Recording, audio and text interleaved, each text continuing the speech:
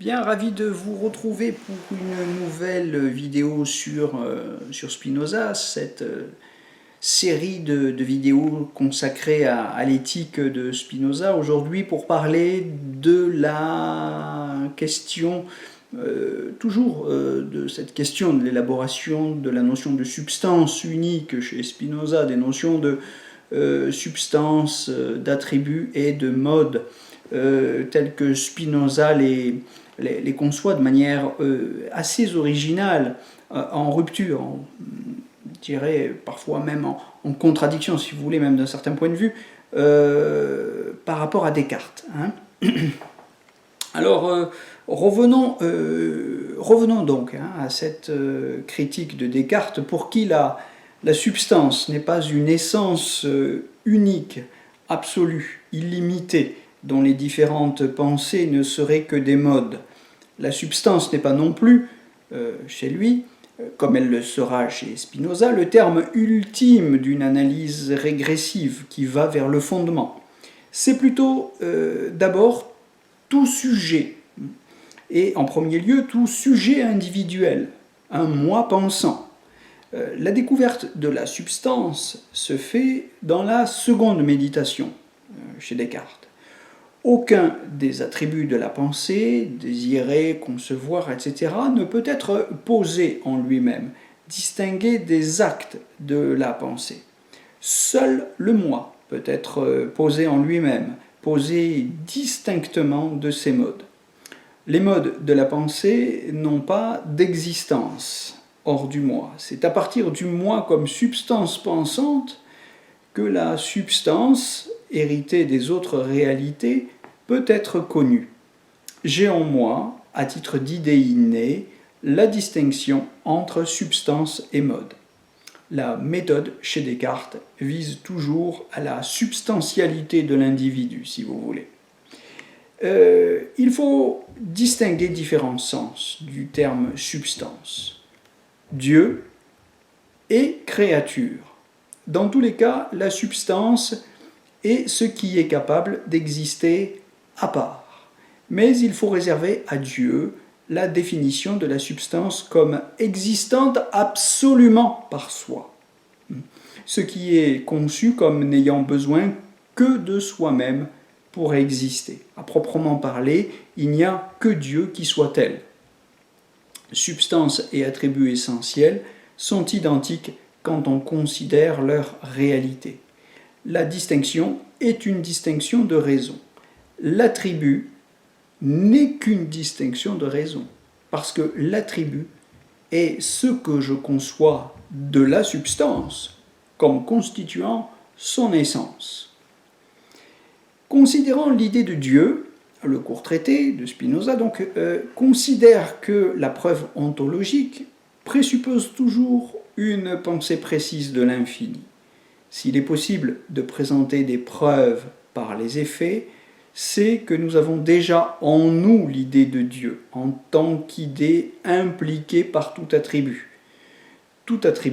impliquant l'infinité.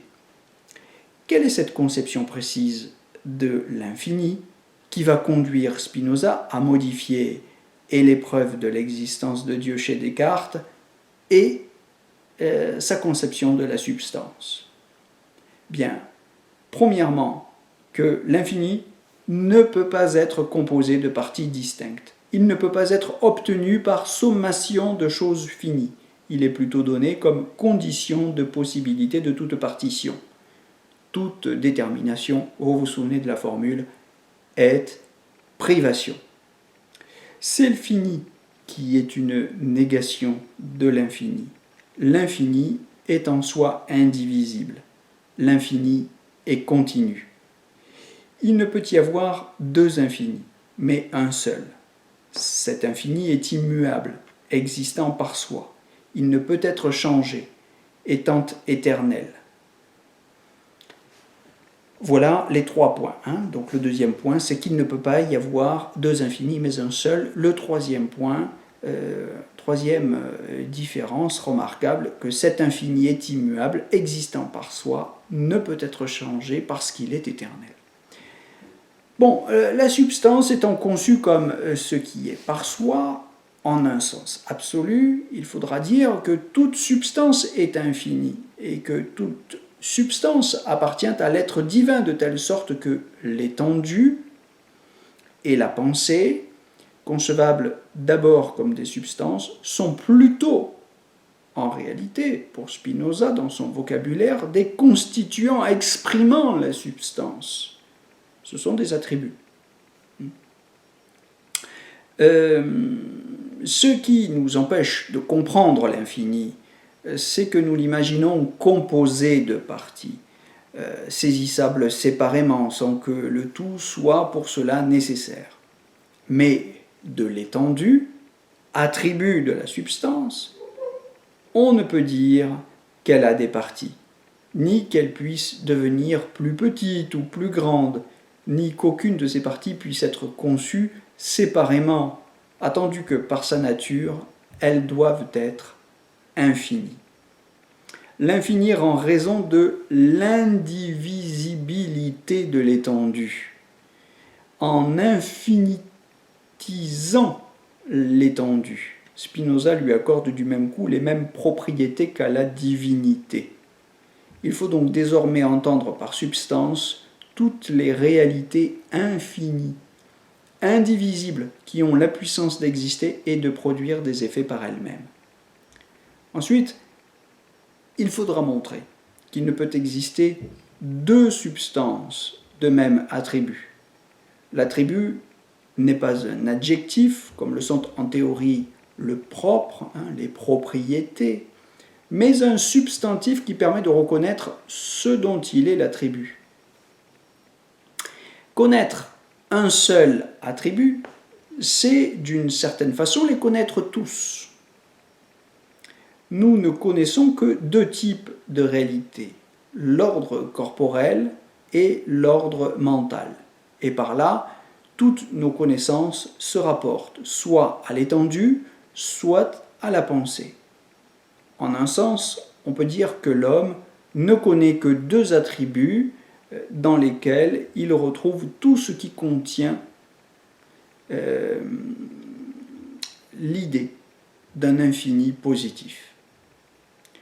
On doit aussi admettre que l'infini absolu intègre une infinité d'attributs dont nous ne connaissons directement que deux, l'attribut pensée et l'attribut étendu. Cela ne rend pas Dieu incompréhensible, puisqu'il s'exprime sans mystère dans chacun de ses attributs. Une autre différence avec le Dieu de Descartes se trouve dans la troisième méditation, ou peut se déduire d'une lecture de la troisième méditation de Descartes. Troisième méditation de Descartes, où, à lire vite, on pourrait croire que Spinoza reprend l'idée de Dieu. On pourrait croire que Spinoza emprunte à Descartes l'idée de Dieu qui se dégage d'une lecture de la troisième méditation. On y lit en effet que par Dieu, j'entends une substance infinie, éternelle, immuable, indépendante, omnisciente, omnipotente, par laquelle toutes choses ont été créées et connues. Mais, pour ce qui est des perfections, omniscience, omnipotence, elles ne définissent pas pour Spinoza autre chose que des qualités. Elles ne donnent pas l'essence de cette substance. Le court traité distingue très nettement les propres adjectifs, les propres, si vous voulez, ou les propriétés, les adjectifs des attributs de Dieu. Les propres sont construits par implication superlative, par amplification superlative de qualités auxquelles nous participons nous-mêmes. Et par là, il n'est pas possible d'établir un ordre ni une construction de l'essence, tandis que les attributs, chez Spinoza, permettent de ne plus séparer les genres d'êtres de la substance divine, ce qui revient à considérer comme réciproque une relation qui était unilatérale. La relation entre l'étendue et Dieu, ou la relation entre la pensée et Dieu. La distinction ontologique se déplace donc chez Spinoza. Elle n'est plus entre la substance et l'attribut, elle sera désormais entre la substance et le mode, qui n'est qu'une affection déterminée de la substance qui est en elle. Quelle est cette différence? Eh bien, elle tient au statut de chaque mode, qui a une essence, qui n'enveloppe pas l'existence. Dans le mode, l'essence n'enveloppe pas l'existence. Elle dépend des autres existences, cette existence du mode, elle dépend des autres existences dans le même attribut. Voilà, je m'arrête là pour cette vidéo. On se retrouve très bientôt pour la suite de ces synthèses de cours sur l'éthique de Spinoza. En vous souhaitant une belle soirée, de bonnes lectures.